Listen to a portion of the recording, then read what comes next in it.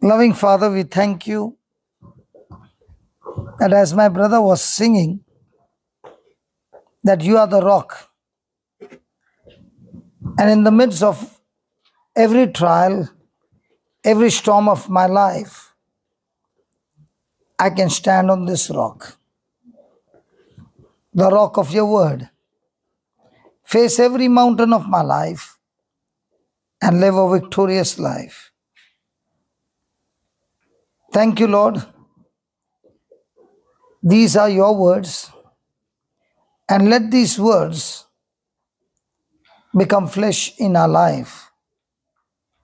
Teach us through the scriptures how we can stand strong in the midst of every storm, and how no weapon fashioned against us shall ever prosper. Teach us this powerful truth that every day we face trials and storms, and teach us through your word how we can live a life of being an overcomer. In Jesus' name we pray. Amen. Today something beautiful happened before the meeting could start, and I've got two people here. What's your name, sister? Helen. Hannah and Kimberly. Things happened suddenly in our life. A stranger saw another stranger in a shopping mall begging for money because this person was homeless. And she said, instead of giving her help, let me give her Jesus. And that's why she brought her to church and she introduced herself.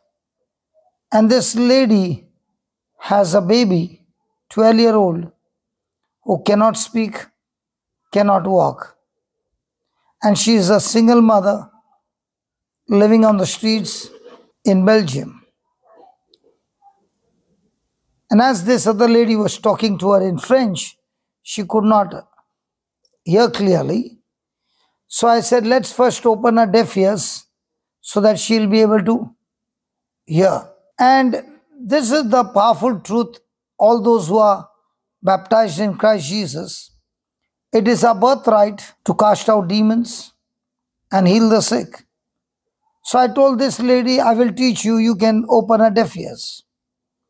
And it was how many seconds, minutes for the ears to open? Maybe 1 minute. So from 12 years, she had this problem. And within a minute, her ears opened. And then, how much time did it take for her to get her legs healed? Around 1 minute. The reason I'm sharing this is because the same power is in each one of us. But the problem is, because we are ignorant, we are unable to use this power. The Bible is very clear, which never says anywhere, my people are destroyed because of the devil. Nowhere written. But the Bible surely says, my people are destroyed because of ignorance, lack of knowledge, or the wrong knowledge. Praise God.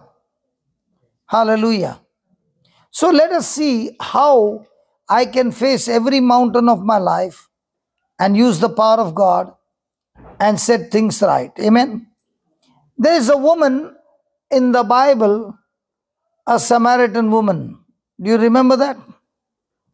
Hello?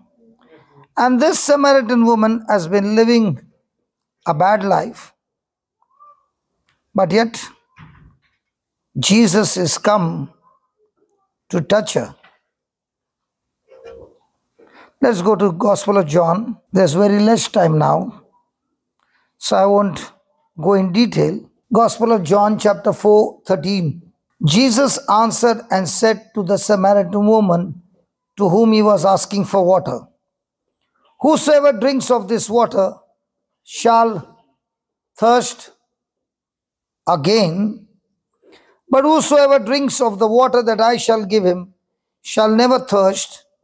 But the water that I shall give him shall be in him, shall be in him a well of water springing up into everlasting life. Praise God.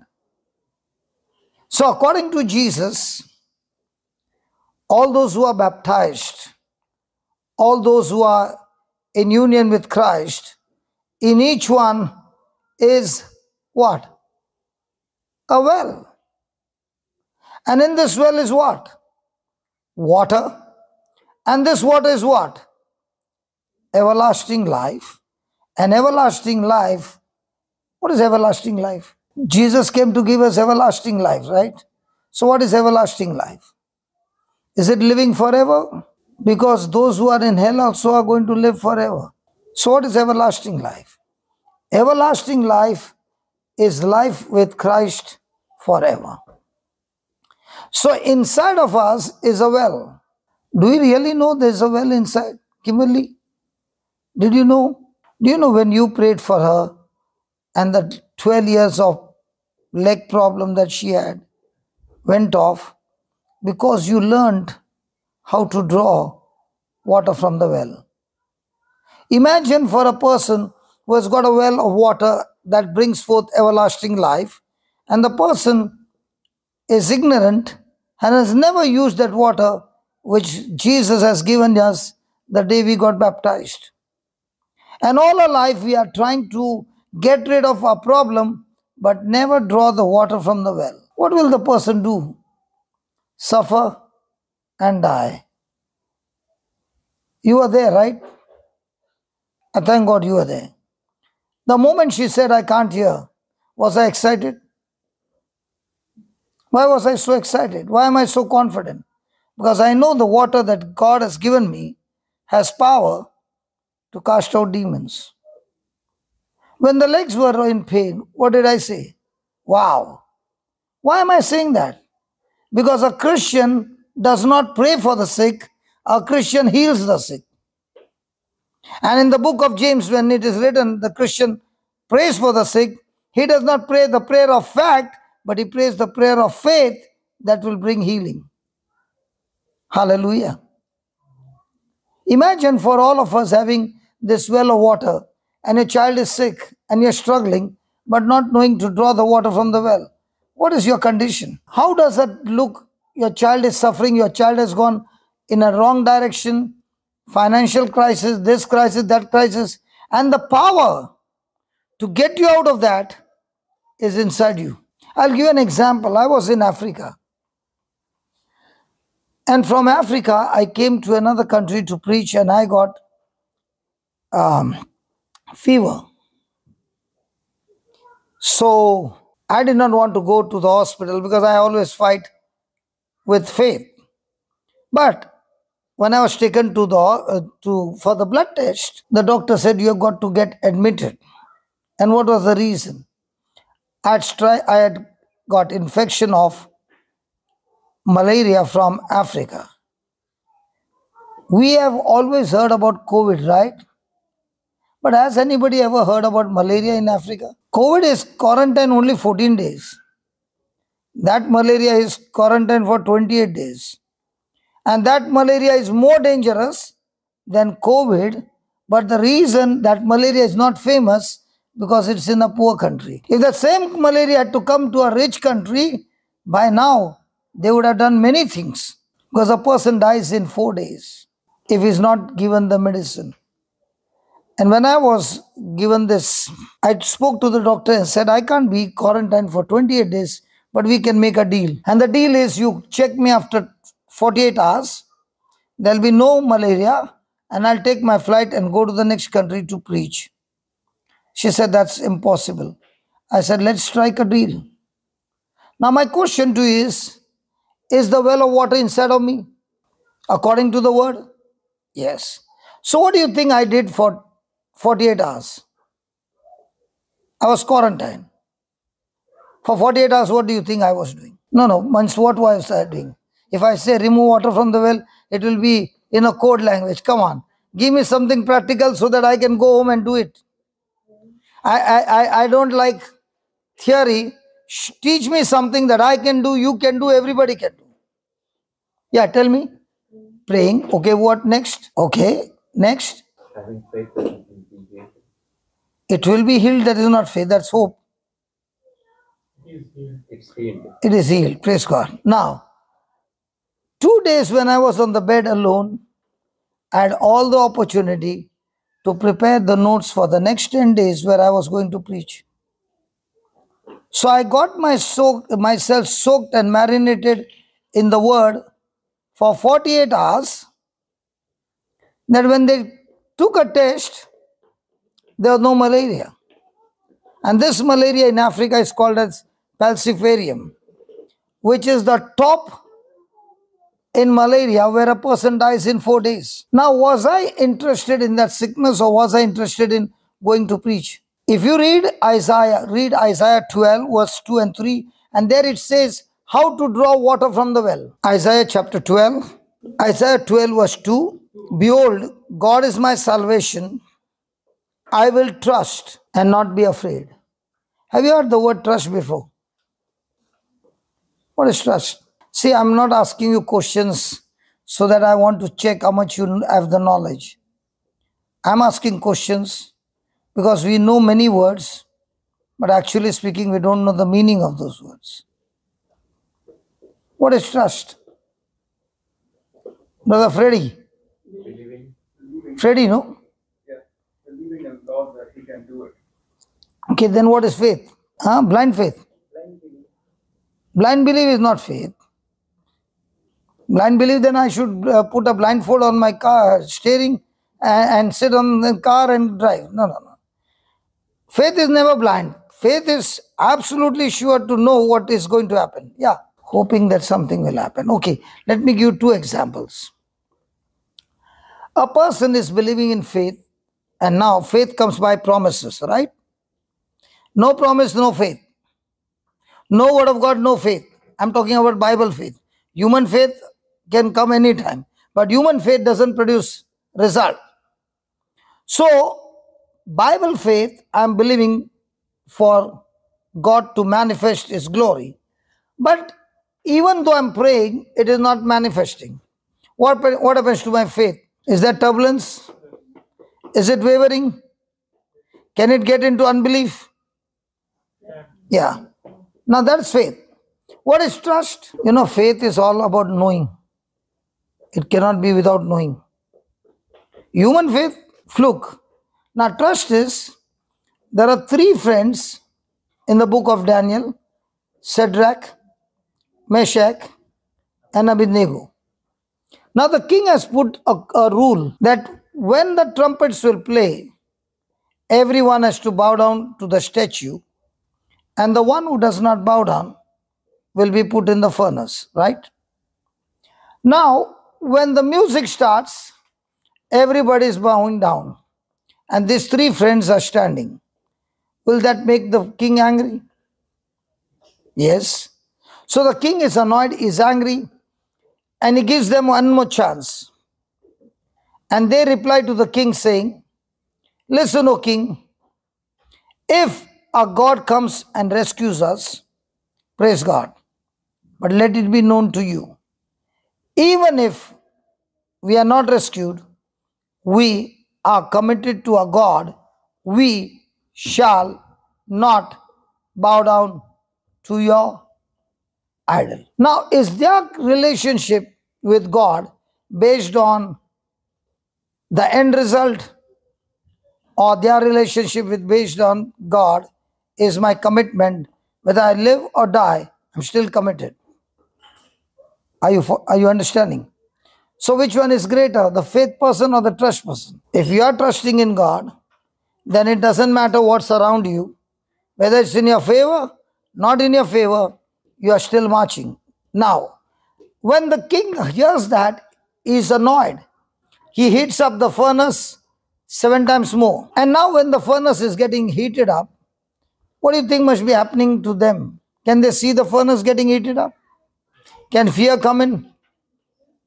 But a person who is trusting is saying, I'm committed to you, God. No matter what comes, I am on the rock believing you and I'm unshakable. That's trust. Now, when the soldiers come, open the furnace and throw these people, these three friends, will the soldiers stand in front or behind to push them? How come the fire kills those soldiers from behind and doesn't touch these people? How come when they are put in the furnace, they can go dancing and the king can see the fourth person in the furnace, the Son of God? When a person starts with faith, as he begins to grow in his relationship, there comes a relationship where he begins to trust God and where he says, Lord, no matter what happens, I'm stuck to you. Whether I get healed, I don't get healed. I'm blessed, I'm not blessed. I am committed to you to do what your word says, irrespective of what happens. And when a person is committed and trusting in God in his life, the furnace will always get heated up 7 times more. But even though the furnace is heated up 7 times more, he is unshakable, committed to God. And that's when the Son of God shows up. So here the person is saying, God, you are my salvation. I will trust and not be afraid. For the Lord Jehovah is my strength and my song. He is also become my salvation. Because I trust God, because I believe in Him, because I know He is my strength, therefore with joy shall I draw water out of the wells of salvation. So tell me, my friend, when a crisis comes to you, are we joyful or are we worried? Have you heard the word joy? What is joy? Happiness is not joy. Happiness is when everything is in your favor. You're happy. Today is my birthday. I'm happy. But she did not wish me, being so close to me. I'm sad. So my happiness is going to depend on all people, how they respond in my life. That's happiness. But what is joy? We say the joy of the Lord is my strength. But what is joy? Inner happiness. Huh? Inner happiness. And what is happiness? Outer. Joy doesn't depend on the end result. Explain. Like, I have the joy, but it doesn't matter other circumstances that doesn't affect my joy. Okay, let me ask you. Did Jesus embrace the cross with joy? Where did you get that answer from? Okay, I'll give you that answer with both together, okay? Go to Hebrews 12, verse 2. Looking unto Jesus. The author and finisher of our faith. So in our circumstances, where do we look? Come on, let's be practical. Situation. But what is he saying? Looking unto Jesus. He's the one who started it by giving me the faith. And he is the one who gives me the understanding, and he is the finisher of my faith. Then, who for the... So was Jesus joyful? And he's saying that was set before him. That means this match was match setting, man. Did you ever know that even in the kingdom of God there is something called as match setting? It was already set. His death on the cross was not an accident. It was not a martyrdom. It was not a murder. It was well planned setup. And in this setup, when Jesus endured the cross, he was joyful. Let me give an example. Pilate is saying, I don't find any fault in this person. This person is innocent. He's the judge. I want to release him. The chief priest says no. And along with the chief priest, the others say no. So he says, okay, under the law, I have to release one person. So I've decided to release Jesus of Nazareth. But there is another person, Barabbas, who is a murderer. And what does the high priest say? Release Barabbas. We want Jesus to be crucified. Right? How would you feel that the judge says, I find no fault in him, And the same judge now says, washing his hand, you do what you want, let him be crucified. How would a person feel? Rejected. But how come Jesus is joyful? When you look at the Bible with your natural eyes, you will never understand the Bible. But if you look at the Bible according to the truth, it is a masterpiece treasure. Now, is Jesus on this planet Earth as a Lamb of God? Does he need to be sacrificed? All this time the animals were sacrificed. This is the time a man with sinless blood is going to be sacrificed. Now, Jesus, who is the Lamb of God, is also the high priest, is also the king, is also God himself, but he cannot offer himself as a Lamb of God because the lamb has to be sacrificed by a high priest. For the lamb to be accepted by God, it has to be offered by a high priest. And when the high priest said, crucify him, Jesus would have been so joyful and he would have said, wow, now the high priest has offered me, the Lamb of God, to God, and it is acceptable. Whatever is in the Bible is so different from what you see with your physical eyes. Let me give you another example. Jesus is saying, I'm talking about joy, okay? Jesus is saying, I have to go to Jerusalem where I will be handed over to the elders and they will crucify me. Peter is taking Jesus aside and rebuking him and saying, I will not allow you to go to Jerusalem. No, you can't go to Jerusalem. What does Jesus say? Get behind me, Satan. Now there's another disciple who has made a deal with the high priest that the person you are looking for, when I go and kiss him, that's the person you are searching for. So in the Garden of Gethsemane, when Jesus is praying, there comes Judas and gives Jesus a kiss. And Jesus says, my friend, do you betray me with a kiss? Now, what would you call Peter? Satan? What would you call Judas? Friend? Praveen, what would you call?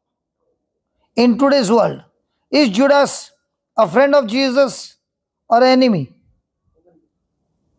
Human being, all are human being. That is why a Bible to be understood, you can only understand through the Holy Spirit. Peter is Peter is blocking Jesus from his ministry that God has called him. Whereas Judas is helping him to fulfill the ministry. So also in our life, do we look at every relationship from the kingdom point or from the personal point? If you look from the personal point, you love yourself more than anything. If you look from the kingdom point, you will say what Jesus said. The one who hates his life will find new life. But the one who loves his life will lose it. What did he mean by that? A person who is living with himself, controlling and having dominion, he can never worship God, neither can he follow the word of God. Now, why is he again and again going and putting it on? Why is he going again and again putting it on? Is it on remote?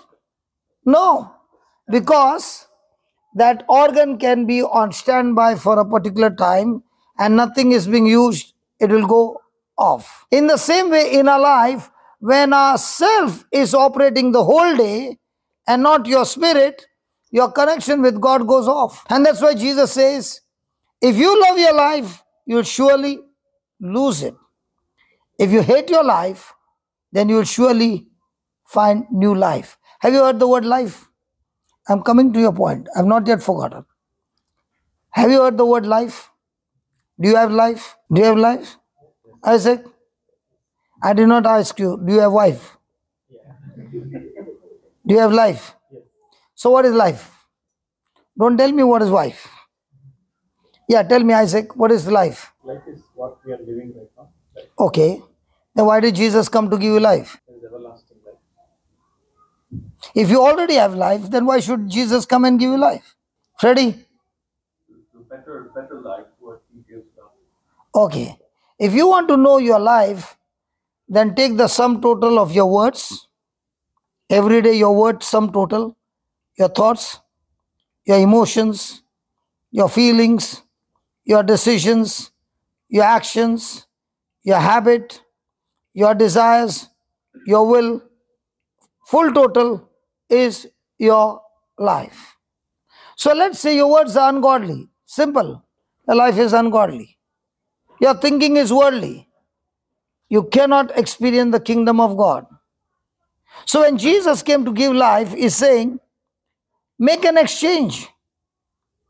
Give me your words, your thoughts, your will, your desires, your decision, your action, your all negative things. You give it to me and take from me my words, my thinking, my feelings, decisions on my word, actions on my word. Now you are no longer living the worldly life, you are living the godly life. So now coming to your, okay, endured the cross with joy. Now, my friend Praveen, you said, what was your question? Why did he say to his father, why have you forsaken me? Okay. Was Jesus sinless all his life? Yes. Now, when he took our place on the cross, did he become my substitute? Did he die in my place? So did he willingly took my sin, my curse, everything into himself? Is God holy? Now when Jesus was praying in the Garden of Gethsemane and saying, if it is your will, take this cup of suffering away from me. It was not the suffering that he would go to the cross. It was not any of those suffering. The suffering that he was going through is when he would go on the cross and become a substitute, God would take our sin and our sins. Sin is the nature to rebel, and sins is the action. So he would take that, curse everything, and put it on his son as a substitute, as a scapegoat. And now, after receiving all that willingly, Jesus would now become sin for us, and God, who is holy, cannot stand sin, and that's why he is rejected. And because he is rejected now, we are accepted in the family of God. And that is why he is saying to his father, he's not saying to his father, there he is not talking father, he's saying my God. Why is he saying my God? The relationship has been cut off. The biggest pain for Jesus is his relationship with his father being cut off. And that's why he's saying to his father, Father, is there any other way that we can bring salvation to these people? Please do it. I don't want to be separated from you. And the father says, Son, the only way is that you, a substitute, take their place and take their sin nature, and your death and your resurrection will give these people God nature as a gift. And it is because he was rejected on the cross that he's saying, my God, why have you forsaken me? Now, coming back to joy. Did he endure the cross with joy? Yes. Freddie, how many children you got? No children. Isaac, can I talk to your wife? Can I ask you some question? Okay. The first baby when you were pregnant, did you know you were pregnant first day? No. After a month? Yes. How did you come to know? There's some vomiting, some giddiness, some symptom. Yeah. So something was there. Now, did you know that you had to go that for 9 years? Oh, no, sorry, not 9 years. 9 months. Correct? Now, was it easy? No. So there were a lot of troubles. Correct? the back was paining, head was paining, and you came to the 9th month. Now it became more problem.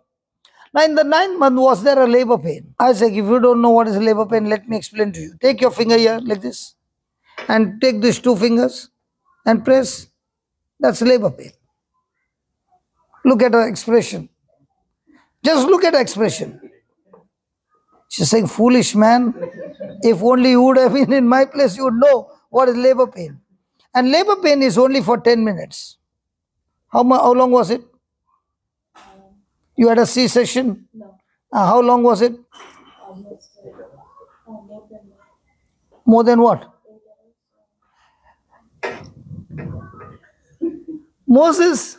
Isaac, she would be screaming and she would have even said, God, get this finished fast. Please release me. Please help me. And the baby came out. And what a relief. When you experience the first so much, why did you go for the second? Okay, when the baby came out and the nurse brought your baby, did you say, did you do that? With all that pain, with all that suffering, did you grab the baby? So why 9 months you did not give up? Because your mind was set on the final result, what you are going to get, even though you can't see it. That is joy. In the same way, Jesus is embracing, enduring the cross with joy, because he's saying, this is why I have come to this planet Earth, and this is the time that I am also going through labor pain on Good Friday, because on Sunday is going to be the resurrection day. All those people who believe in me will be cancelled from hell, and they will all receive a new life, a new nature of God. That is joy. Let me give you from different example. India-Pakistan is playing cricket match live. You're watching the match live. He's gone to the office. Now when he comes back, he doesn't know what happened. And the same match highlights are there. You saw India won the match. Last over. Okay? He doesn't know anything. And both of you are watching. Who is under pressure? Why you are not under pressure? You already know. Last ball. Are you under pressure? What is he doing? Why the difference? Because you know the end result. In the same way, every one of us know the end result because the match has been won on the cross. And all that we do is believe in what he has done, and you experience the manifestation of his glory. So just check for a moment. In the whole day, where is your focus on? What you have done or what Christ has done for you? Tell me honestly. Isaac, the whole day, what is in your mind? What you have done or what Christ has done? So can you ever have joy? A person whose eyes are fixed on Jesus, the author and finisher of our faith, who endured everything for joy, when you focus on him, his promises give you joy, because you know and you know and you know it's not a fluke game. It is not positive thinking. You know this is my inheritance. That's why the joy of the Lord is my strength. I can sing 100 songs. But if I don't understand those lyrics, when the problem starts, are you singing? Suman, right? Suman, a big tragedy came. At that time, are you telling your baby, come on, let's sing? I'm asking you. Tell me honestly.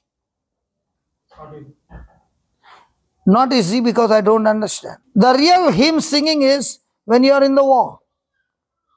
Because Psalms 8 verse 2 says, out of the mouth of babes and sucklings, God has ordained praise to paralyze my enemy, the devil. But if I don't know the scripture, I can sing and nothing's happening. But if I know to sing and my singing words have got power, the person who is hearing, that sickness will be paralyzed and the person will be released. That's why when I understand the word gives me foundation that what you are saying, my life is on the chatan, on the rock. Otherwise, my life is on emotions and feelings. And emotions and feelings are like ECG graph. But what happens when the graph goes like this?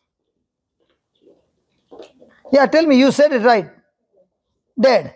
God is looking for such people who are dead in their emotions and alive in the word, where their lives are not ruled by emotions and feelings, but on the word of God. That is the life of a chatan. Hallelujah. Otherwise, small pressure, you will get into a worry championship. I always say, just because I go to church every day doesn't mean I'm a believer. A believer is the one, his action is always agreeing with the word of God. It's just like a man who is going to the garage for the last 20 years. Does that mean he's become a mechanic? But another person coming for the last 6 months, his zeal is that I want to repair, I want to learn. And in 6 months, he can be an excellent mechanic. The church is a place where you begin to understand and learn the secrets of the kingdom of God. It's like a martial art place where the person is teaching you how to fight the war in the spirit. And when the person learns, he goes home for the whole week, practices, and comes back, but he never comes back the same. He comes back with joy.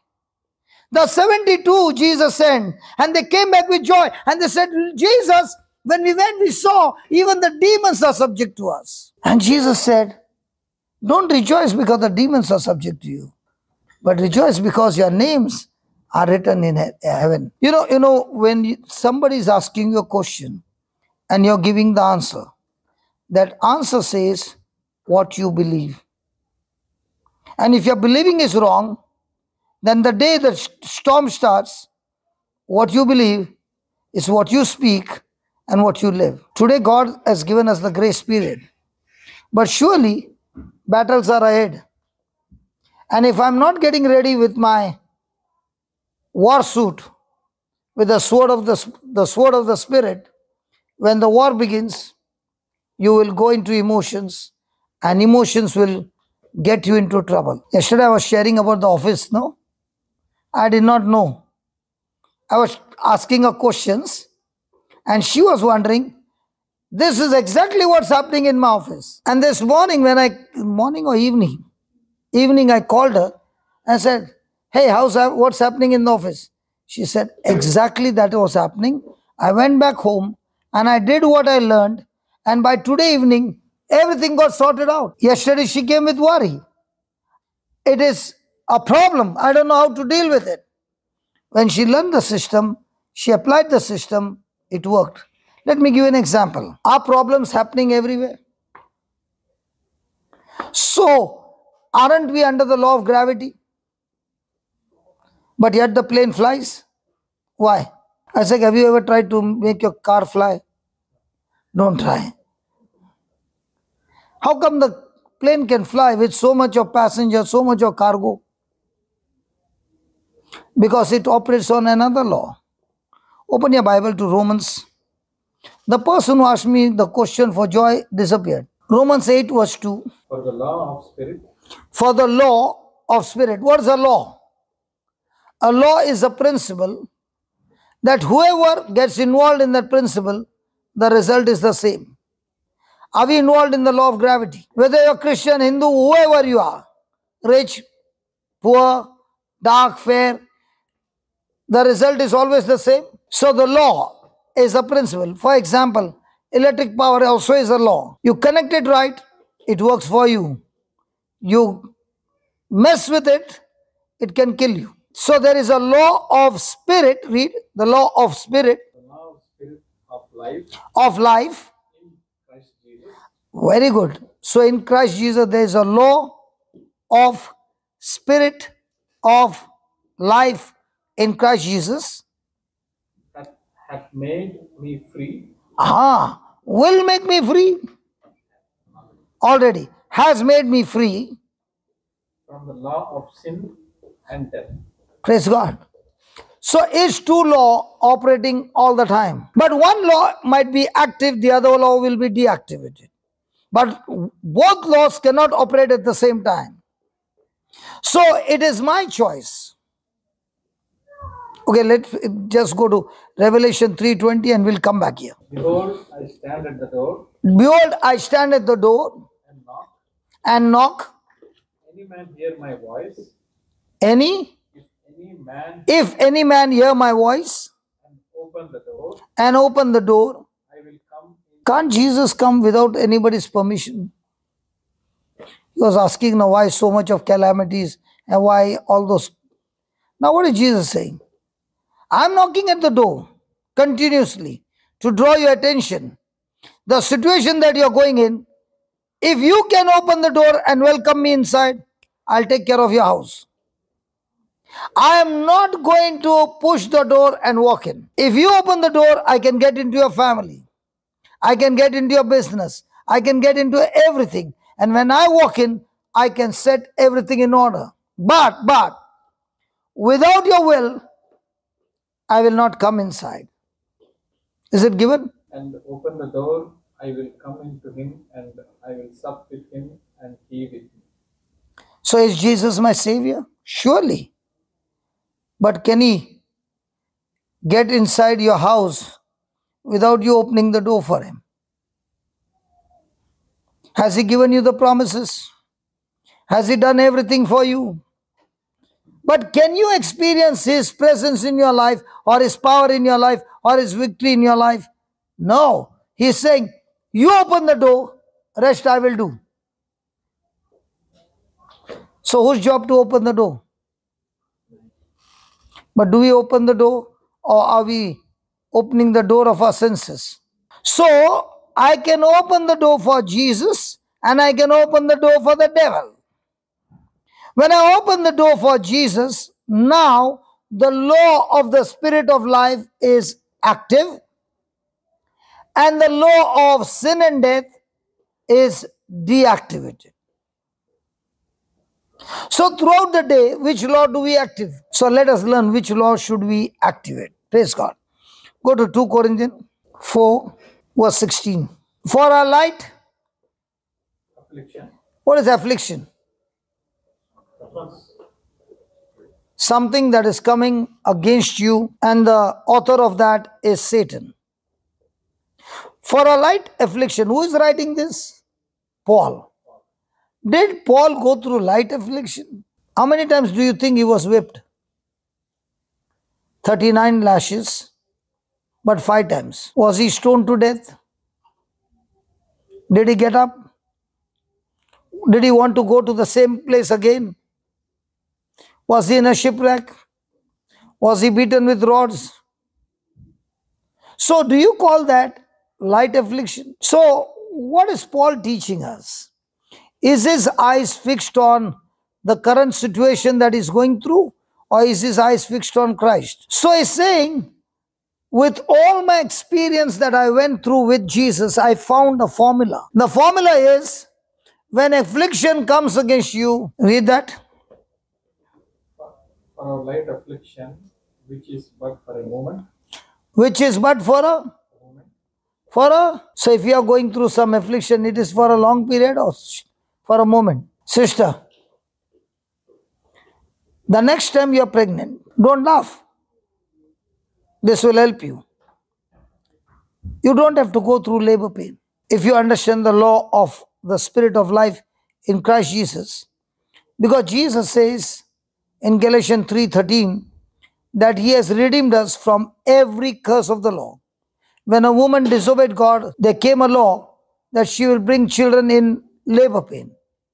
And that labor pain curse has been nailed on the cross. So if a person believes that scripture, she can go in smiling and come out smiling. And it has happened in the ministry that so many mothers who went inside and the nurse said, it's not yet time for the baby to come. And the baby was halfway. So the mother started screaming. She said, they are not taking me in, so I'll scream. And she screamed on loud. They came in emergency and took her in. There was no pain. she faked the screaming and they took her in. And then she said, you know what? There was no pain. And there was no pain because Christ took every pain of us, including labor pain, into his body and died for us. So a light affliction, which is but for a moment, Worketh for us. Worketh for us. is it going to work for you or against you? So next time you get some affliction from the devil, is it going to work for you or against you?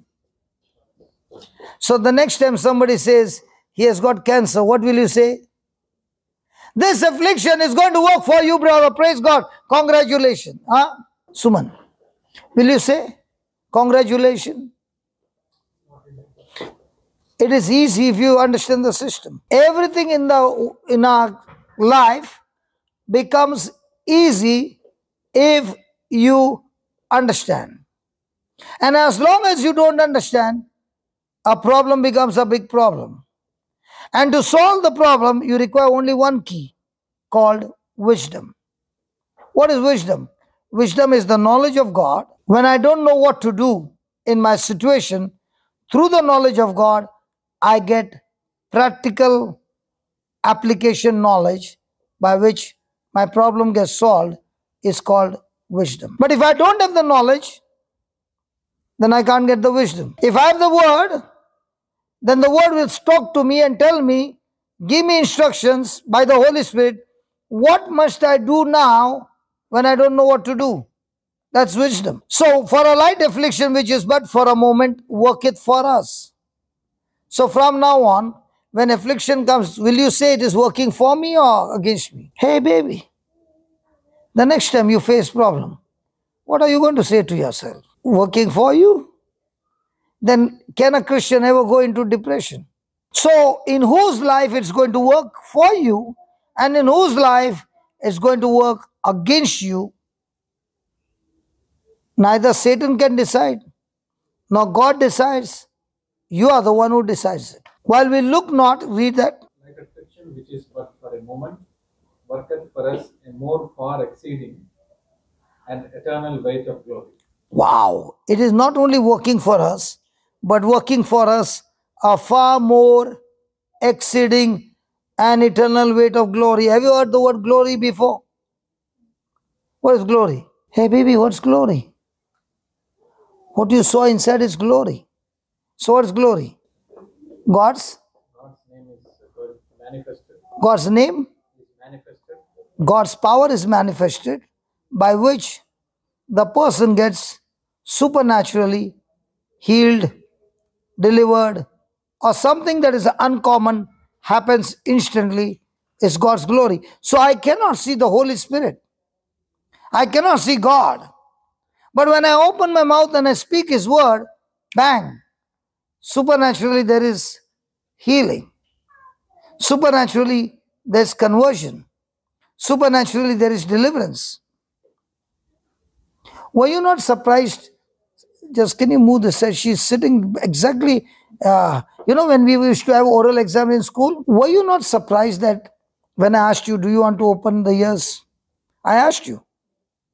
And you said, no, I'll watch. And the lady who came, she asked me? I said, yeah, you, I'll teach you.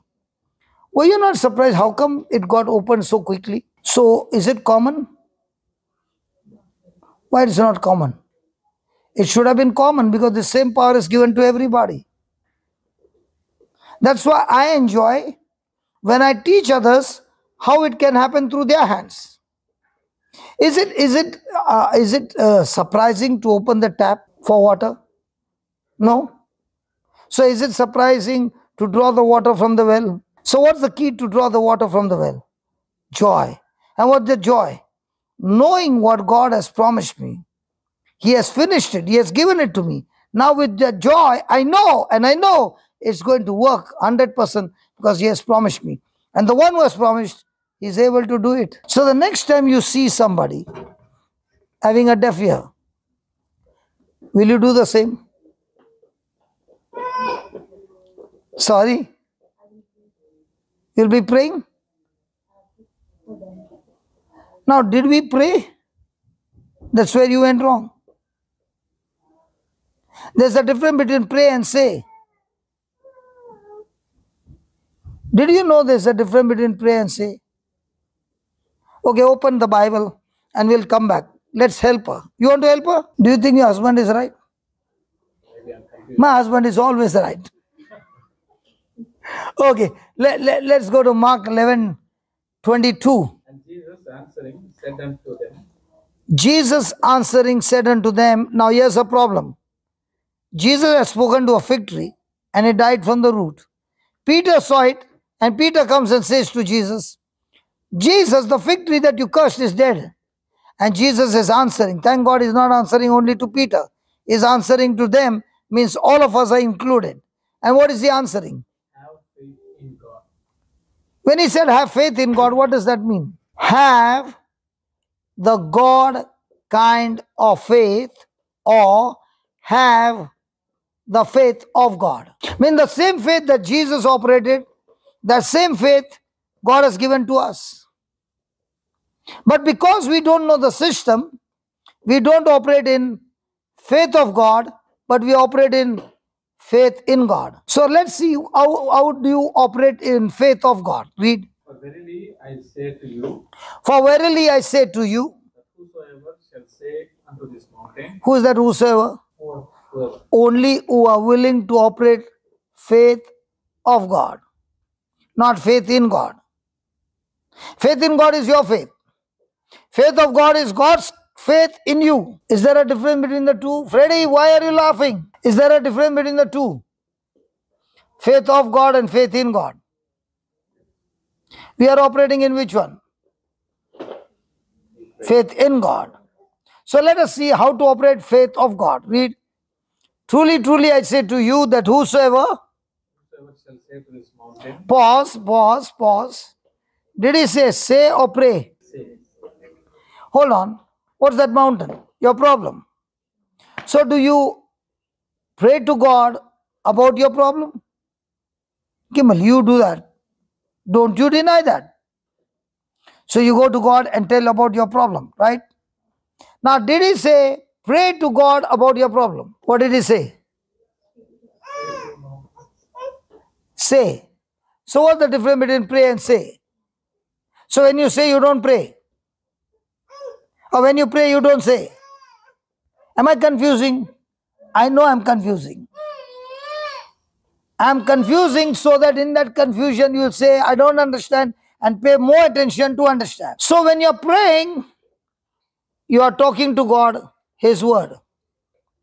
When you're saying, you are talking God's word to the demons. Let's take an example of Jesus. Did Jesus spend the night praying? Yes. Was he praying to his Father? Yes. When he started his ministry in the morning and he saw the people who are in trouble, did he pray to God or did he say? So there's a time to pray and there's a time to say. But what do?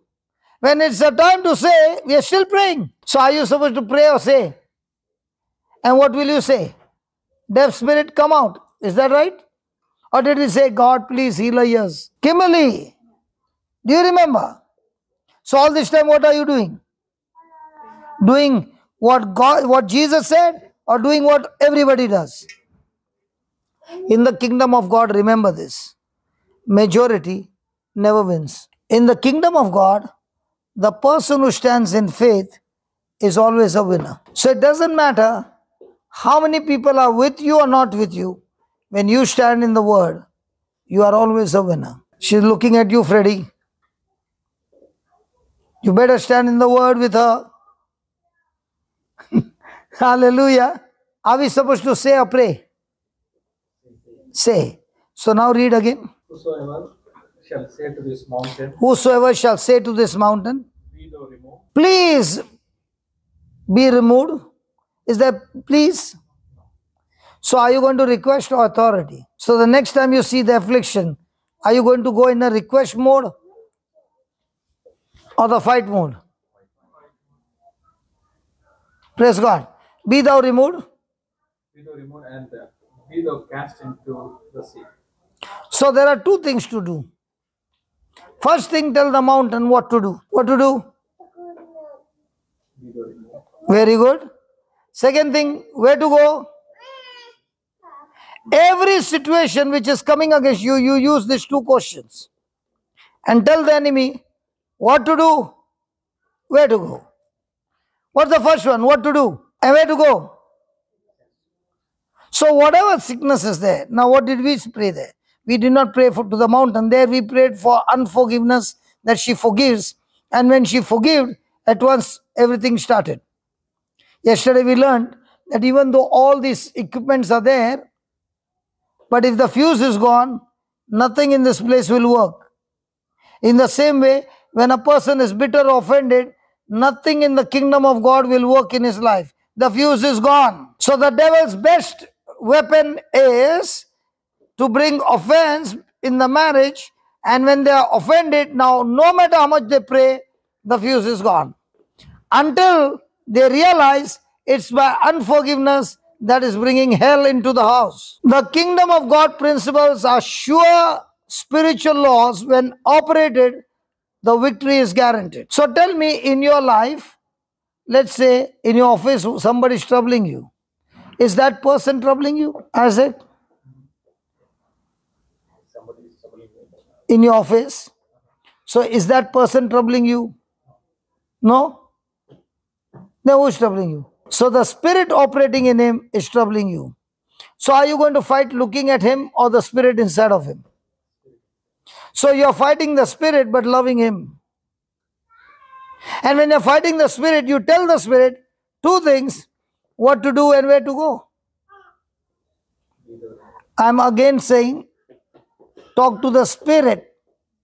That person is not your problem.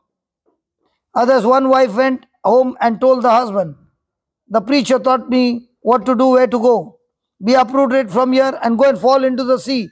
If you don't understand, it will cause fighting in the house. Another time it so happened, the husband came home and he said, I can see, I can see, I can see, I can see, I can see, I can see, I can see your mother-in-law, your mother, I can see your mother.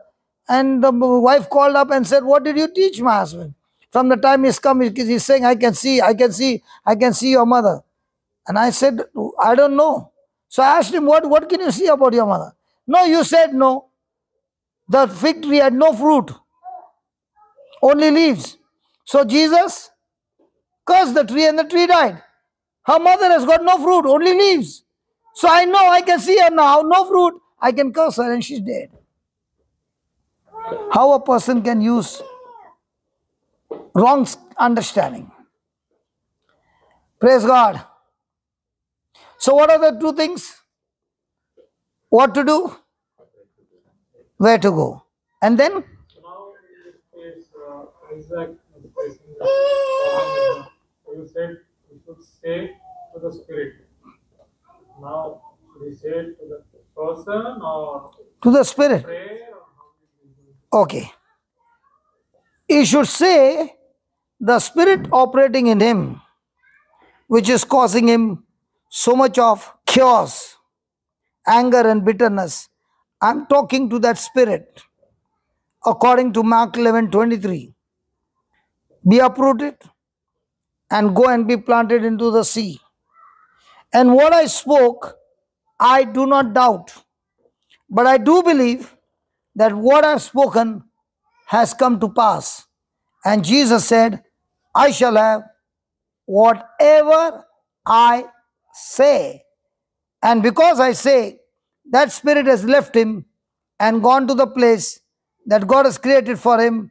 I thank you, Lord, that this brother is set free from this spirit in Jesus' name. If you are going and saying directly, there will be a fight. When you are saying, I got evil spirit in me. now that's not about the question. No. See, your words have power even to touch a person on the moon, I can say. So, if you use imagination of that person and tell that spirit to leave, and very important, do not doubt in your heart. Yesterday I was calling people, those who are sick, please come out. Why am I so sure? Sickness is from that spirit. Do you believe that, Suman? You believe sickness is from the spirit? And sickness came because of sin. That's what. So is it from the spirit?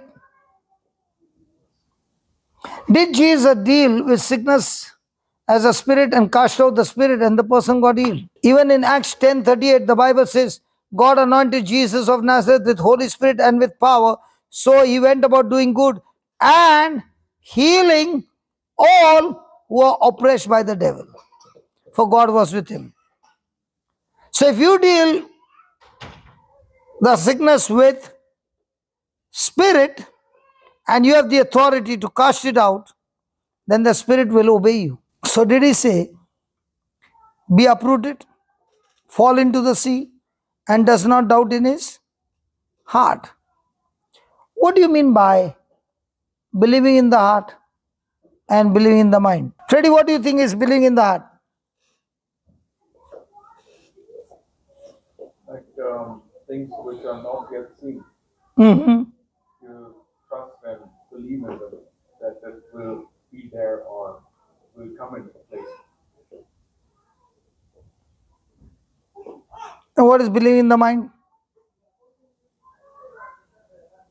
I would say maybe imagination or no. Okay, what is believe? I'm sorry, I should have started with this. What is believe?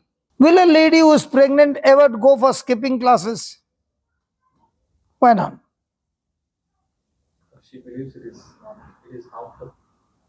So if you believe, will there be a corresponding action? But if your corresponding action is opposite, then are you really believing? Now we all came and sat down here.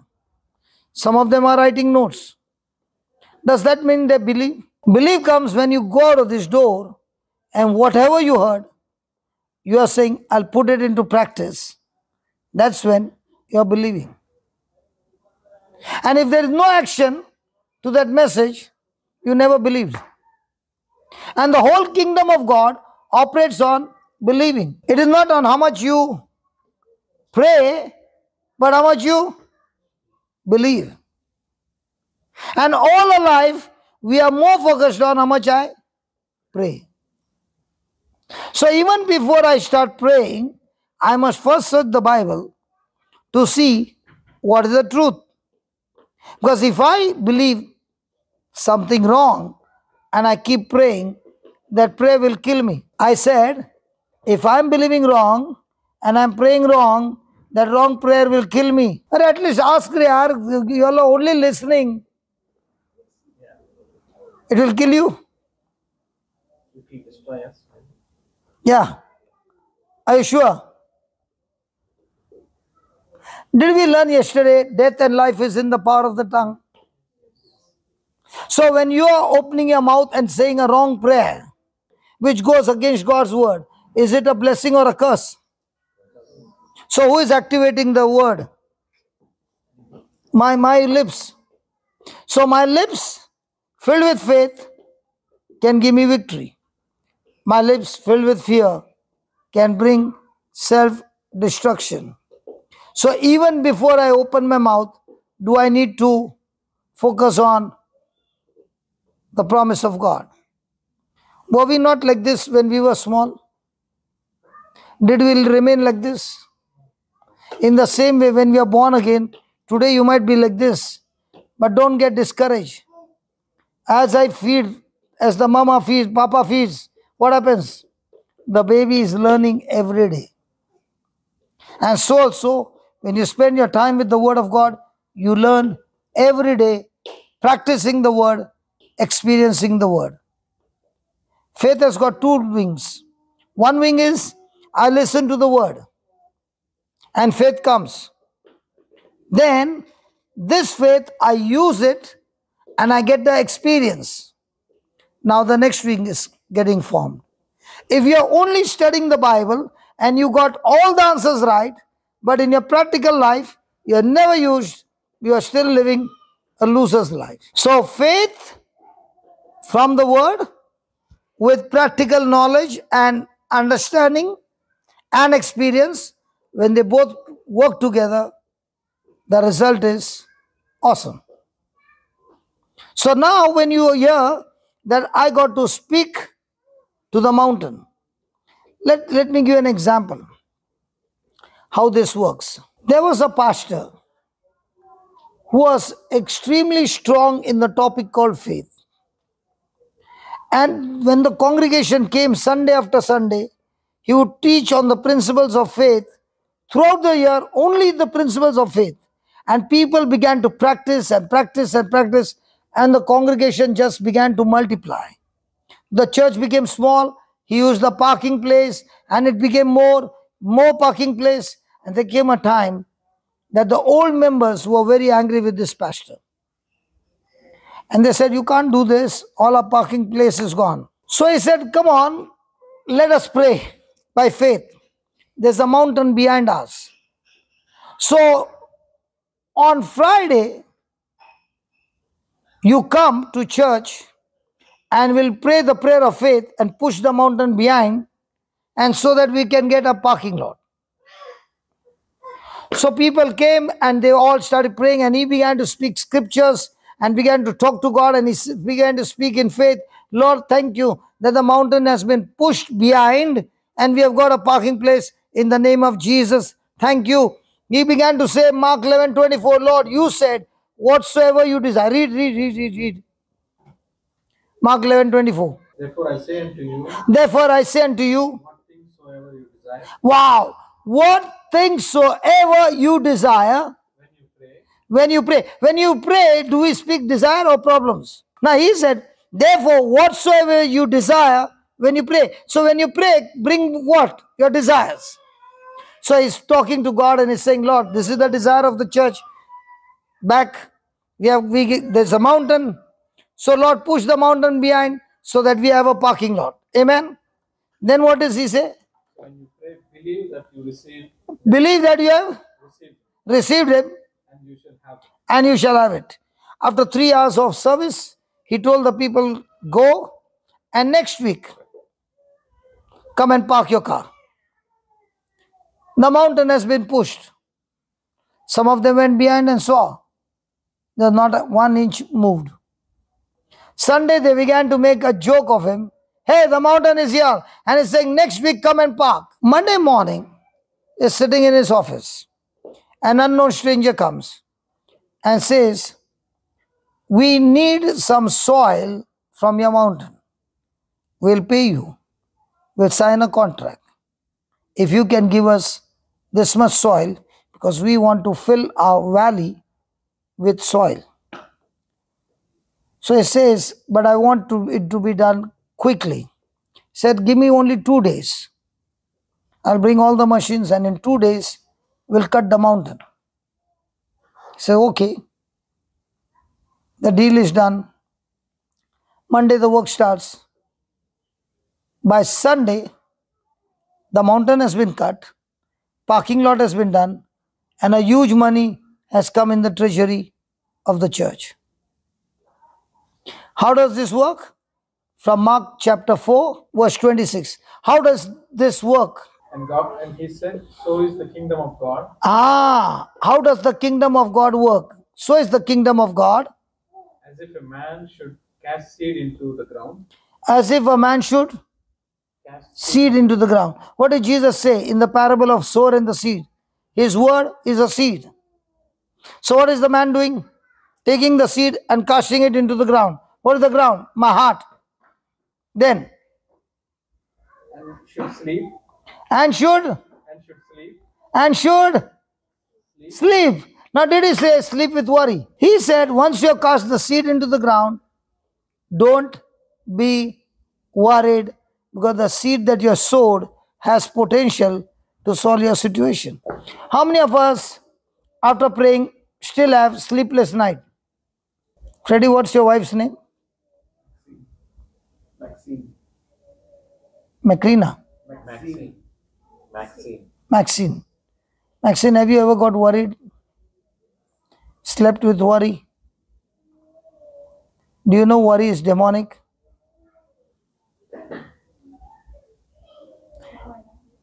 Because the seed that fell along the thorn are those who are full of worry.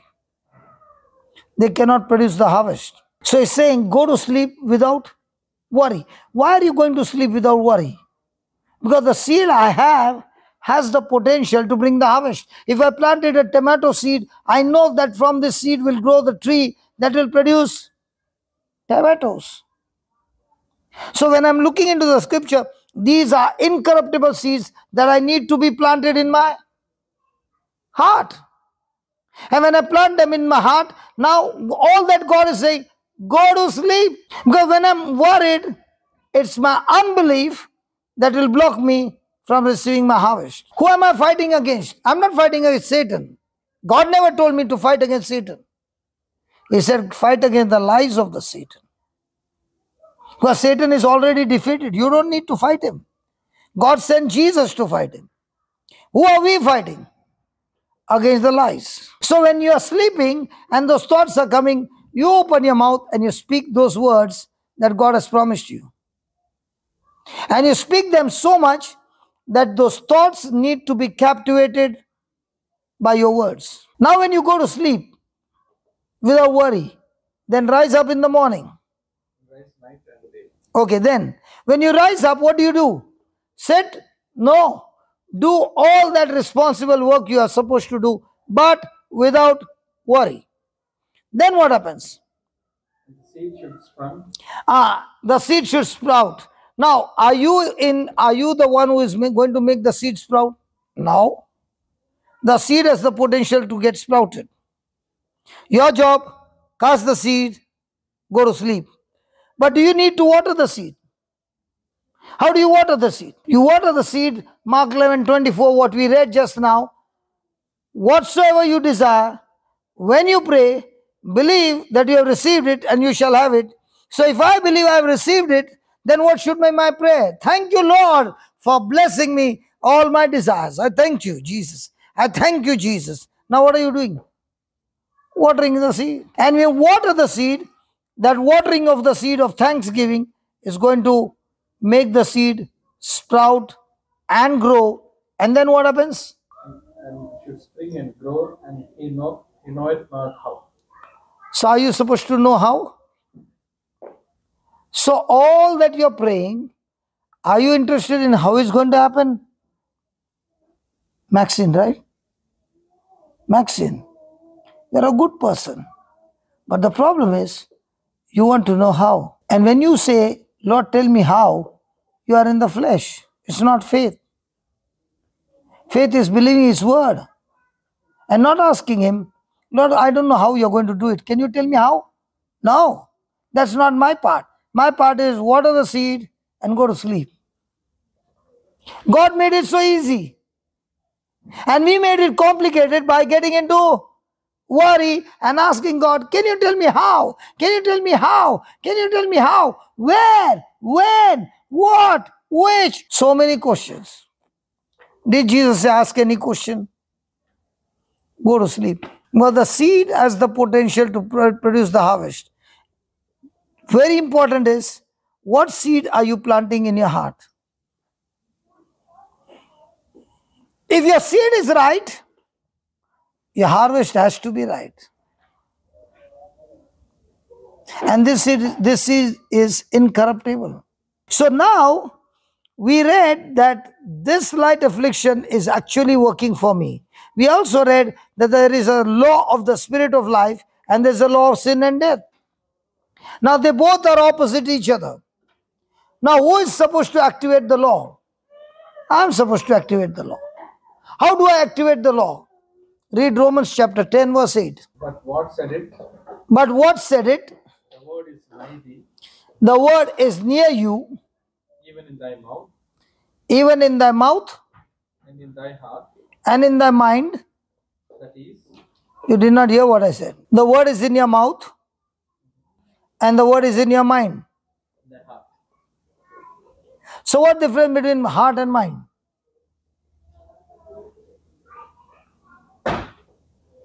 The word is in your mouth and the word is in your mind.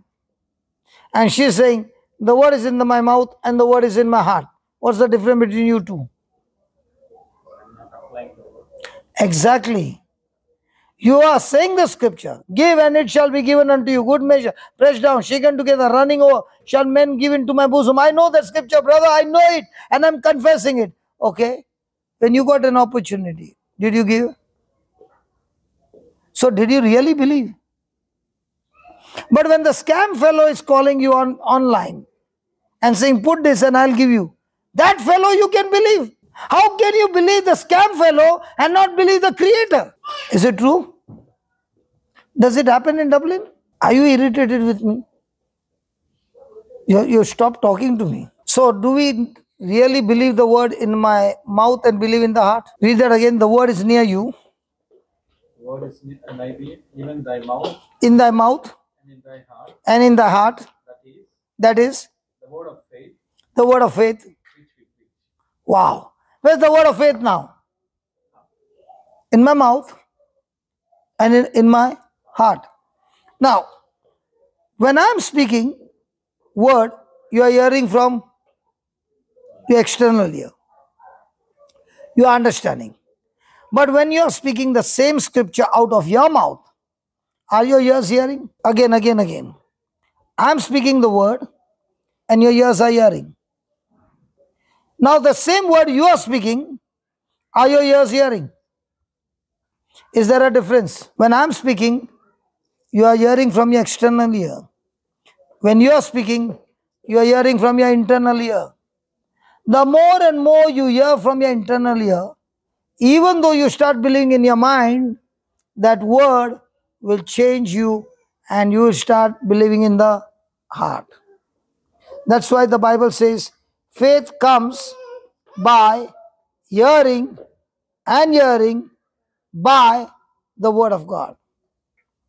How does fear come? Hearing and hearing by the word opposite to the word of God. Let me give you an example. A person went to the doctor and the report got exchanged, but he doesn't know. And the doctor said, the blood sample says you got blood cancer. Does he really got blood cancer? No. The sample had changed. Now, the moment he hears blood cancer, what is his reaction? Is he going to say, this blood cancer is going to work for me? Praise God. Hallelujah. I read today, this light affliction is going to work for me. Yeah? What will he say? He'll be totally broken and shattered. Now, he heard the doctor say once. He's walking on the street. Is the doctor walking with him? But is the doctor's word talking to him? Now, is he hearing the doctor's word from his external ear or internal ear? Internal ear. And if he is going to hear it the whole day, in 5 days, what will happen to this healthy man? He'll be totally shattered. The same way fear works, operate the same way. You really got cancer, you really got sickness, and you take the word of God, and the word starts talking to you the whole day. Now, when the word starts talking to you, the word is no longer in your mind, the word has entered your heart. And when the word is in your heart and you believe, you have confidence. You are convicted, you are sure that this word coming out of my heart now, mixed with faith, is the power of God. Listen to this again. The word of God coming from your heart, but not mixed with faith, is the word of God. But the word of God coming from your heart, mixed with your faith in believing, now that word of God is the power of God that will destroy the mountain that is standing against you. So who is in charge of activating the law of life? When God created Adam, there was a law of life in the spirit. But when Adam disobeyed God and he believed the lies, have you, when you were small, played with a mirror, the sun, the sunlight, and you began to put on people's eyes? You are so good children, man. Never done this. So the sunlight hits the mirror, reflects, and goes back. Right? In the same way, the word of God that God gave to Adam brought life, brought blessing, But when Adam and Eve received the lies of the devil, the same word that brings life, when you twist it opposite, when you believe it, it comes to kill you. This word has power to give you life. But if you twist that word and it becomes lie, the same word on the opposite side will kill you. So, how many times in a day do we speak words thinking that it is God's word, but it is not God's word? It is opposite to God's word. Have I activated life or death? So, now do you see the word coming out of your mouth can come from the mind and it can come from the heart. When it comes from the mind, it comes with worry and anxiety. It is activating the law of sin and death. The same person goes to a Bible class, understands the principle, opens his mouth, and starts speaking the scriptures, believing now it has activated the spirit of life in Christ Jesus. So when Jesus came to this earth, he never came only to forgive sins. He came to reverse the law of sin and death. And it is only in Christ that when we are born again, we receive the word of life, and through him we activate the law of the spirit of life in Christ Jesus that sets us free. So do we have the choice every day? Come on. But do we use the choice right? So when I speak something opposite to the word of God, have I activated the law of sin and death? How long will it be active? Until I reverse it. Until I repent, ask for forgiveness, and I start speaking my faith, it will not get stopped. That's why when you ask, that brother was asking me, there are so many people, why in their life, years after years, the same thing is going on and on and on. God cannot stop it because he has given you the free will. He has given you the choice. He has given you the freedom to choose. And when a person spends time in understanding the law, now he is ready to ask for forgiveness and quickly open his mouth and speak God's promises. The moment he does that, everything begins to change. That's why the law of the Spirit of life in Christ Jesus has set me free from the law of sin and death. So once I know that I am activating this spirit law by agreeing to the word of God, now I know and I know this will work for me and not against me.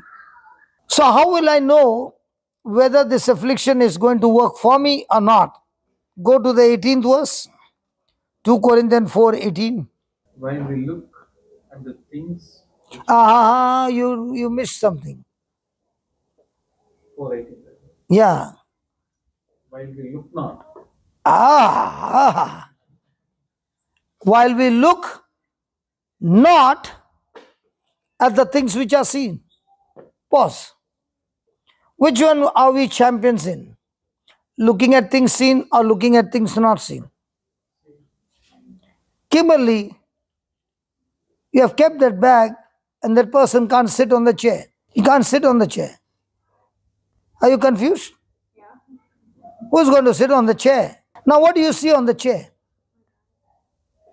Now what do you see in the front? And what do you see this chair? Now do you believe that Psalm 91 says God has put his angel charge over you? Can you see them? Do you believe they are with you? Hey, come on. Hey, come on. If you had to believe, then you would have said, brother, I understand what you're saying because those angels are looking for space to sit. I'll give you a testimony. Many years back, might be around 20 years back, there was this young girl like you, but she was in college at that time. And she was so beautiful that she used to come from Bible class. And one day I said, can I touch your hand and see whether you're real or it's a Barbie doll? And she started crying. When I said, you're so beautiful, can I just touch to see whether you're real or you're a Barbie doll? She began to cry. I said, why are you crying? She said, that is what is my biggest problem. She's saying, I'm so beautiful that wherever I go, I get into trouble with boys. And she says, my mother is working in the Gulf country. I'm with my dad, and I'm the only daughter. Every day when I pass from my classes to my house, that road has got no lights. And they know that I come at this hour. And all these boys will be waiting for me, and I'll have to run, and they'll chase me and abuse me physically every day. And she started crying. I said, what did you learn today?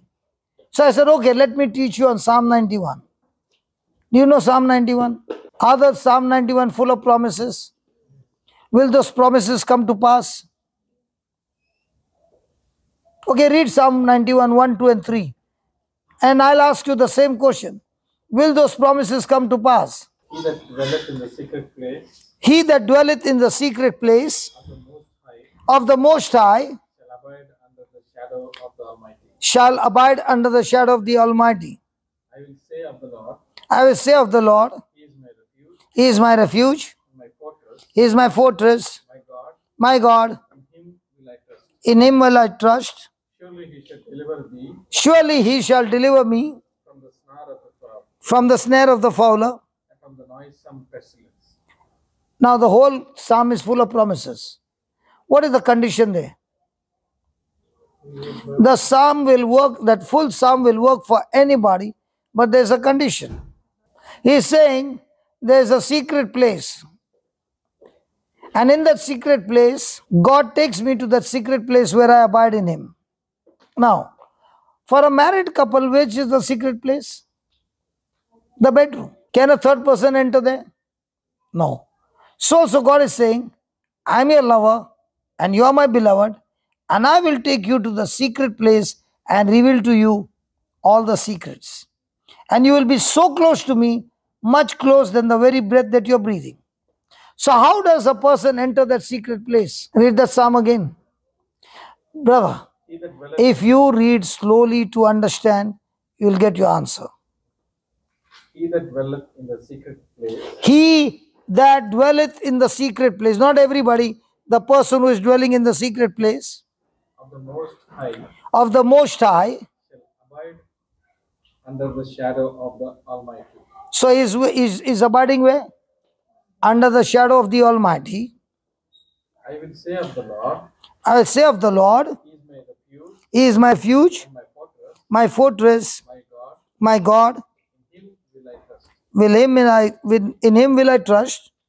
Surely I shall deliver thee Surely I shall deliver thee from the snare from the snare of the fowler of the fowler. and from the noisome pestilence. So will everybody get that? So we'll get that. Who dwell in this. Only who abides in the secret place, who dwells in the shelter, who has trust in Him.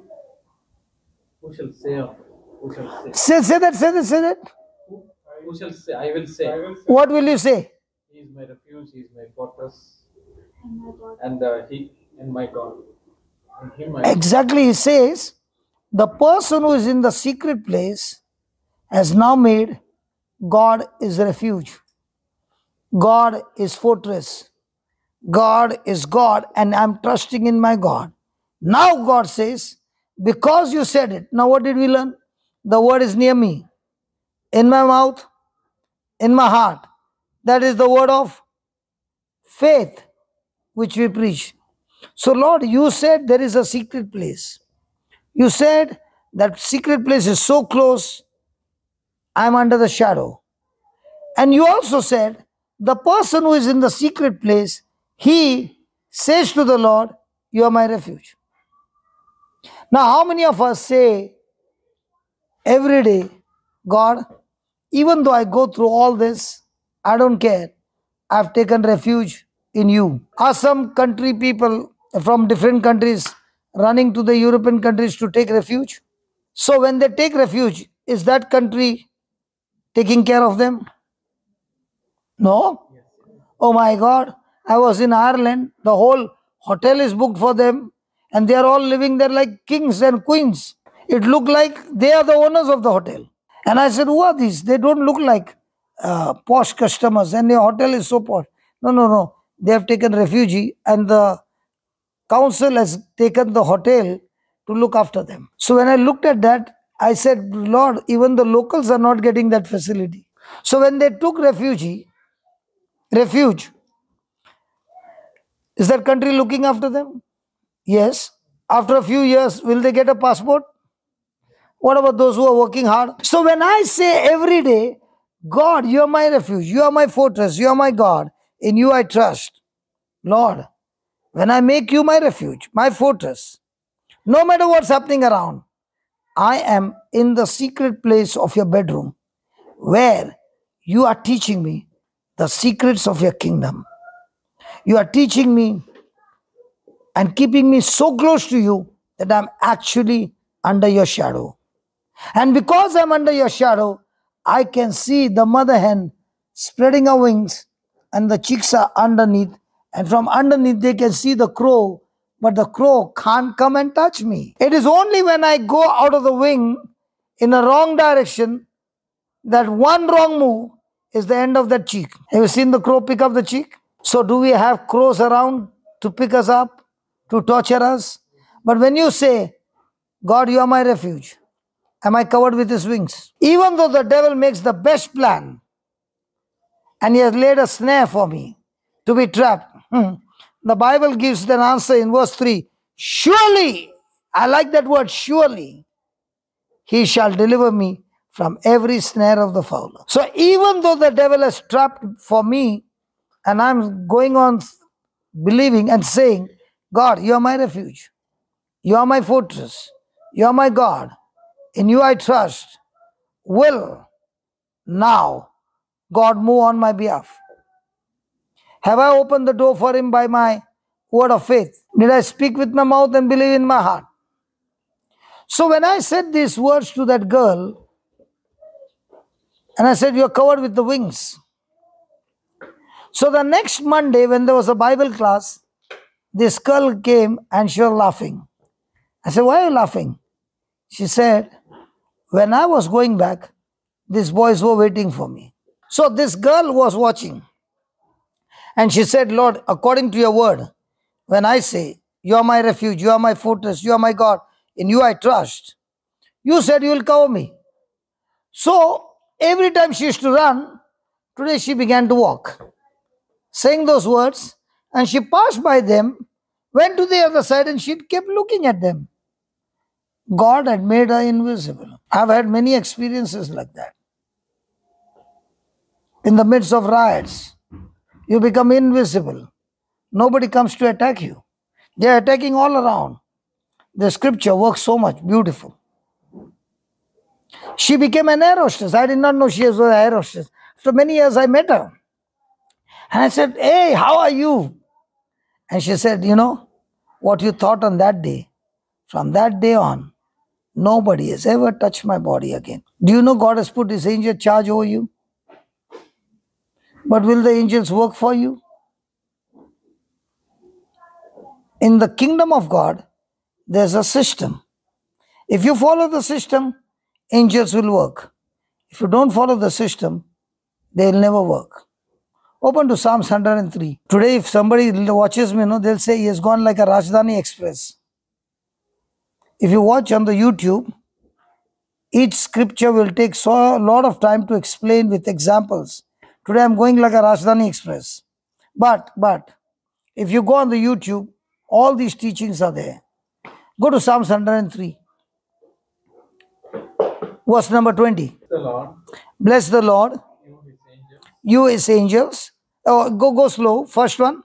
Bless the Lord, you his angels. you his angels, Then that excel in strength, 2, they are excellent in strength. 3, that do his commandments, that do his commandment. 4, hearkening unto the voice of his word. hearkening unto the voice of his word. Now I want a translation, different translation. In one translation it says, hearkening to the voice of his spoken word. Praveen, what is your Bible saying? Praise the Lord, you his angels, you might ones who do his bidding, who obey his word. Last line. Yeah, 21. Who obeys? who obey his word. What's your translation? Bless the Lord, O you his people, No, just give me the last line. obeying the voice of his word. Some Bible will have voice of his spoken word. RSV will have RSV. Okay, when you go home, look at all the translations. In few of the translation, he says, hearkening to his spoken word. Now, why am I so interested in spoken word? When you read the word of God, is it God's word or your word? God's word. Are these angels mighty in strength? Yes. Are they powerful? Do they obey God's commandment? And also they hearken to God's spoken word. Now, what you have in the Bible is God's written word. When the same word is planted in your heart and you open your mouth and speak God's word, it's not your word, it's God spoken word, not a written word. So let us say a person is traveling by car and he has been using this word, the scriptures, regularly confessing the scriptures. Now, when I speak the scriptures out of my mouth, believing in the heart, in the spiritual realm, those words of faith are getting accumulated in my account. Now, when I'm sleeping and I don't have a chance to pray because I'm asleep, the angels will go and take that spoken word from the deposit and get into the job and still bring manifestation. So, every day when we confess and we believe the scriptures, might be it is not manifesting now, but thanks be to God, it is a deposit in the spiritual realm. And when the angels need that from the deposit, they take that word from the deposit and get on the job. So, has God employed the angels to serve us? Yes, Hebrews 1:14 says, they are supposed to bring forth your inheritance. But will they bring forth your inheritance? No, until they hearken to God's spoken word.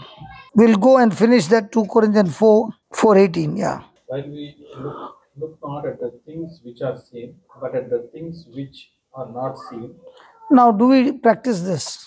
Are we the people who look at things seen or things not seen?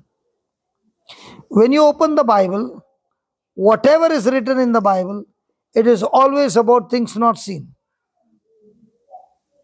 And whenever you look into the natural, it is all about things seen. So when I'm in the affliction or in the storm, where is my focus? On things seen or not seen? Isaac, where? That are seen. So as long as you are looking at things seen, will that affliction turn into glory? Will it work for you? Now what happens when a person gets a bad news regarding his medical report? Is he looking at the medical report or is he looking at God's report? So is he all the time asking the doctor what is the future, or is he looking at the Bible and saying, I know my future, and is in joy and peace? You got to hear some of the testimonies. There are many testimonies, but these testimonies are of those who were looking at things seen and they were living a miserable life, a losing battle. And when they understood the principles of the kingdom, they began to use the faith using the principles of the Bible, stop looking at the things seen, started looking at things not seen. That affliction turned into a glorious testimony. Look at that, what he says. What are the things which are seen? What are they? Which are seen are temporal. Can you see people around you? Are they permanent? Everything you see around is going to go through corruption. But things that God has promised you of his eternal kingdom is permanent. So what are you working for day and night? Temporary things or eternal things? Think about it. Another 30, 40 years you will work and you will accumulate. Things seen or things not seen? Will you be able to take it to heaven? But what if you start accumulating the treasures of heaven, things not seen? And what are the treasures of heaven, things not seen? Do you accumulate things seen or things not seen? And what are things not seen? Things not seen are love, joy, peace, patience, faith, endurance, gentleness, kindness, meekness, self control. Where do you get this chance to collect these things? When everything is all right or everything is going wrong? So the next time things go wrong, is it time for you to collect the treasure of heaven? And at that time, are you excited that now I'm going to collect the treasures of heaven? And a person who understands, now let's take an example of Paul. He was going through the affliction. In all that affliction, where was his eyes? On the treasures of heaven or the treasures of earth? Did he live a most victorious life? Was it different from the people who live in the world? Now he died and he went. But what he did, is it still blessing us? Can you see this light? Do you know the story of that? His name is Thomas Edison. His teacher sent him a letter when he was in school and said, go and give it to your mom. What was the letter? That you are so foolish that you cannot be educated. Don't send your son to school. But the mother read the letter and what did she say to her son? The teacher said, you are so educated that they can't teach you in this school. So they told me to teach you in a different school. What did the mother teach him? The Bible. All that he learned was the Bible. What did Abraham Lincoln learn? The Bible. What did the great heroes in the past learn? The Bible. And they were never selfish. Because the person who learns the Bible, the first thing will happen is he will be crucifying himself. He will no longer live for his own benefit. He will always be looking for how can I bring benefit to others preaching the gospel. This time I went to USA. And the person who invited me, he is a Hindu. I used to run a rehab center for the alcoholics and drug addicts. And it was free. 6 months stay. And all that we teach them is the Bible. And in my life, I've seen that one or two, exception of one or two, but nobody else would ever get withdrawals. For me, the greatest miracle is 70 boys living under one roof in peace. Alcoholics and hardcore drug addicts. In a place called Goa. You know the place called Goa? And this boy was with the wrong kind of people. And one day he called me and I said, where are you? He said, I'm working in USA. I said, what? How come you reached there? He said, you are the one who taught me Habakkuk chapter 2, verse 2 and 3. And I did that. Write a vision. Put it on a paper, on a tablet. But we can put it on paper. Read it. Believe it. Speak it. It shall come to pass. Don't quit. Even if it delays, wait on it. It shall come to pass. And he said, I came to the US. God brought me. I'm working here. And I've got a gang of people whom I'm ministering to. And can you come to Houston? Houston. And I went there.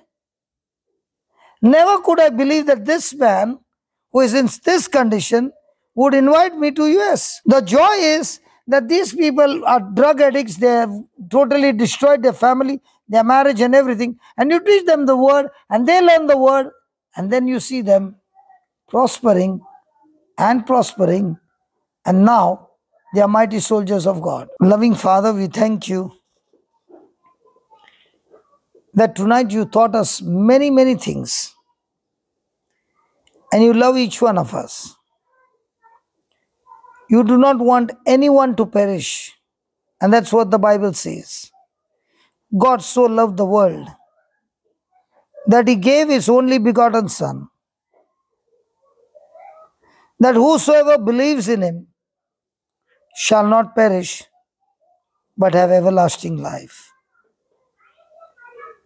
Teach us, O God, to believe in the works of your Son on the cross, not through our senses, but through faith. Thank you for empowering us. Thank you for giving us the promises. Thank you for teaching us how to be overcomers. Thank you, Lord, that the seeds have been sowed in the hearts of your people. And Jesus, you gave us the parable of 4 soils. The seed is your incorruptible seed, which has the potential to bring the harvest. But when the seed is planted and a person doesn't understand, Satan takes the seed away. When the person understands the seed and rejoices and praises, but when persecution comes, they are quickly offended. These are the seed that fell along the rock. The seed that fell along the thorn are those who have got worries and anxieties, the lust of this world, the sinfulness, and this choke the tree and produces nothing. But the seeds that fell into good soil, they are honest in their heart. They receive the word with patience and endurance. They are able to bring in the harvest of 30, 60, and 100. Lord, in these 2 days, you have given me the opportunity to plant the seeds. I planted the seeds, and I believe that these seeds of yours have been planted in good soil. Lord, you have given us this time of mercy and grace that we can grow our faith. We can deposit the scriptures in our heart so that the angels can take that from the deposit and go forth and bring forth our inheritance. Thank you, Lord. Father, thank you so much for giving this opportunity. And Father, thank you for the ears that are hearing the voice and repenting and changing their mind and their heart, believing in the seeds that are planted. And surely, Lord, thank you for the harvest that is due in due season. Thank you, Lord, for each and every brother and sister. Thank you for all the elders in this place for helping us to use this place for your glory. Thank you, Father. Thank you, Jesus. Thank you, Holy Spirit. For without you, we can do nothing. And thank you that today you taught us to live by the faith of God, that we can speak to the mountain, every mountain of our life. We can command it to be uprooted and be planted into the sea. Thank you for teaching us that we need to believe in the heart and believe that all the words that we speak shall come to pass. Father, in the name of Jesus, I speak for mercy for every word that is not of your kingdom that we have spoken out of ignorance, out of bitterness or offense or whatever. those words that are not of your kingdom, they be all destroyed and uprooted, and the weeds growing be completely uprooted and nullified. And thank you for the seeds of your kingdom that are sprouting and growing, bringing in supernaturally your harvest. Thank you for teaching us that the well is full of water that springs forth everlasting life. Thank you for teaching us. It is with this joy that we can draw the water out. And with the same living water, we live every day, every moment, looking at victory. Thank you, Lord Jesus, for you are the author and finisher of our life, of our faith. Just as you looked at your Father to carry out the Father's will, we too are learning from you, Lord, that not our will, but your will of the kingdom of God be done.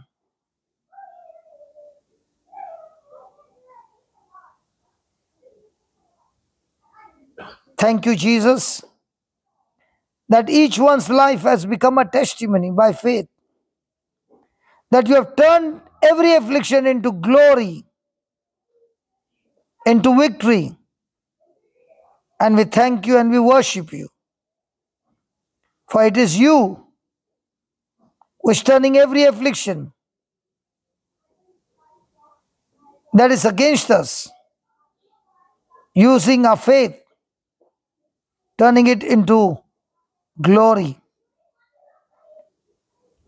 Thank you for teaching us that we look not on things seen which are temporary, but our eyes are fixed on you, to your promises, to your word, that is always on things not seen, which is eternal.